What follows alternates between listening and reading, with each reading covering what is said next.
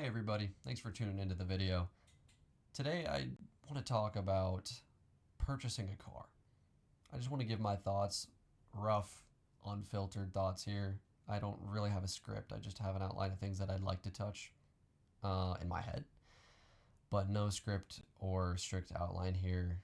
Um, I just, I really want to get it off my chest because I feel like when I bought my car a couple months ago, I think it was a huge mistake. I think it was seriously a huge mistake. And that being said, I did it smarter than a lot of people still do it. Nowadays you see a lot of people going out and they're like, okay, sweet, how much can I afford? How much car payment a month can I afford here? And that's my budget. I can Oh, I see this nice pickup, $700 a month for the payment here. Ooh, I think I can afford that in my budget. I make 80,000 a year, so what is that, like 7,000 a month? Sure, quick math. 7,000 a month. I can afford 700 a month payment, right? We could squeeze that in there. And that right there is just a huge problem in society today where people, I mean, the average car payment is above 500, I believe. I've been hearing for the average American, which is just absolutely wild.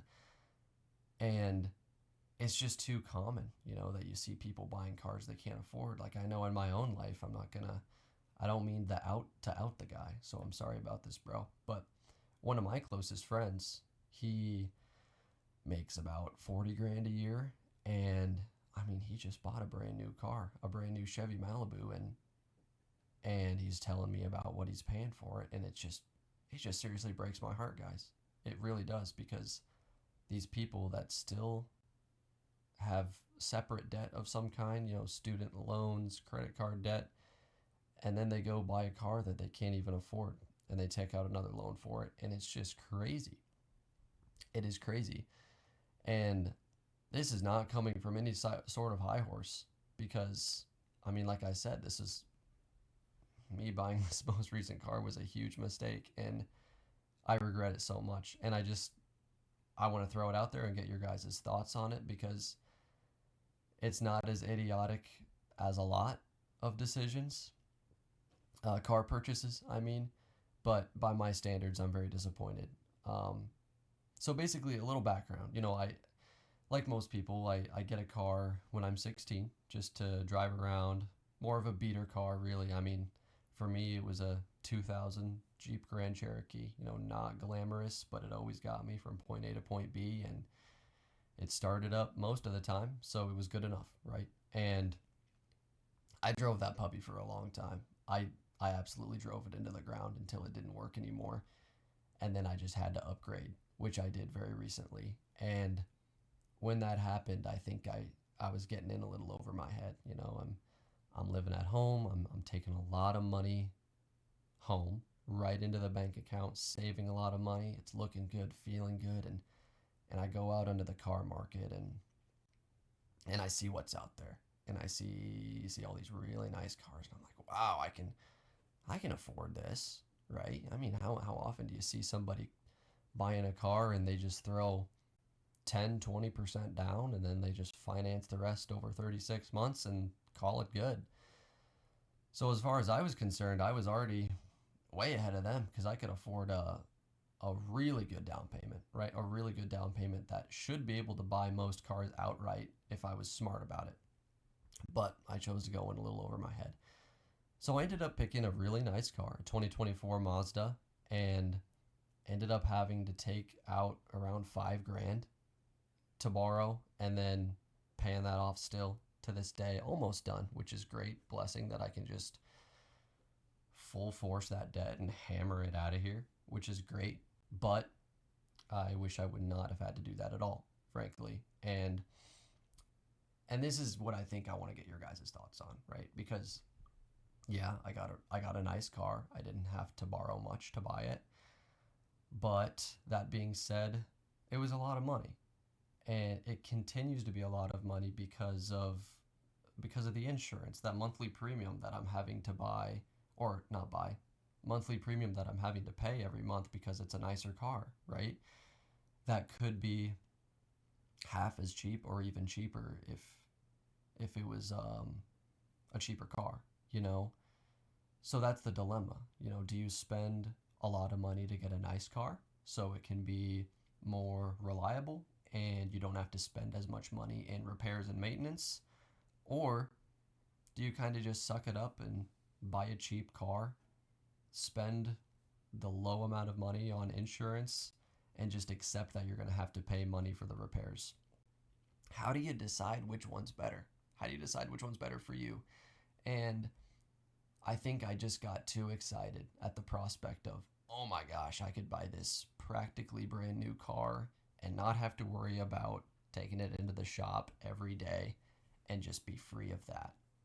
And I could own this forever. I could own this for so long because it's a Mazda and these are really reliable, which is true. And that's the one aspect that I'm really glad to have on my side.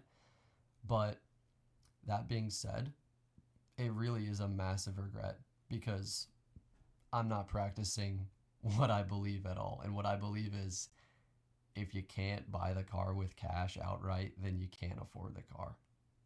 And that's what I think everybody should live by, truly. So, if I'm no teacher by any means, but if you take anything away from this video, please let it be that.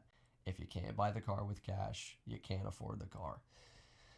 But it's tough to weigh if you, like, let's say you could afford that brand new car and you want to buy it. How do you figure out what the right call is? Because, I mean, we're all pursuing financial freedom here, right?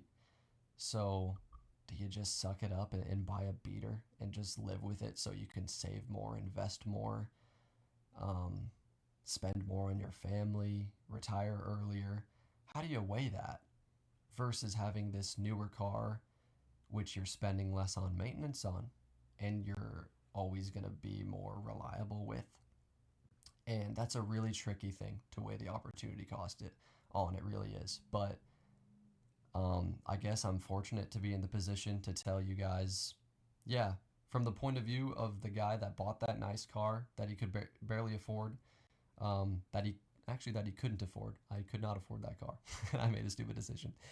But from my perspective, I regret it, and I 100% should have just gotten a slight upgrade, or realistically, I think what I should have done is just got a 5 to 10 year old car with reasonable mileage on it and made sure it was a good make, Toyota, Honda, Mazda, and then called it good. You do not need to live that life of luxury. It's just not necessary, especially with the greater achievements that we should be shooting for, and all that money that could go into investments. It's just heartbreaking. But yeah, I mean, that's really all I wanted to say. I just wanted to kind of throw that out there and see what you guys thought, and if anybody else is in my boat and they could share their own experience and let me know what they've realized. Maybe some of you guys have reached a different conclusion and are on the other side, and some of you guys went through with buying that beater and it just sucked. Your life was hell. You're always taking it into the shop and hate every morning when you got to go outside and just hope and pray it starts up right. I don't know about you guys, but as a Midwesterner, the winter's just terrible. I mean, you go out there and you hop in your car that's freezing cold and literally praying when you turn that key, like literally praying, like, please, God, please let this car start up. I gotta get to work. I gotta get to class. I don't know what to do if it doesn't. And that sucks. And that sucks. And that's a big reason why I just splurged and got this nice car. But I'm still regretting it.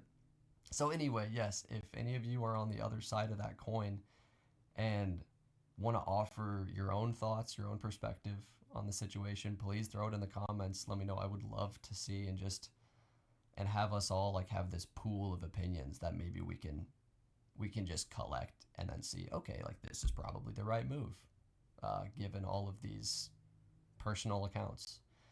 And that would be beautiful. And that's what this is all about. So yeah, thanks for sitting. Thanks for listening. Hope you guys enjoyed, and I'll catch you on the next one. See ya.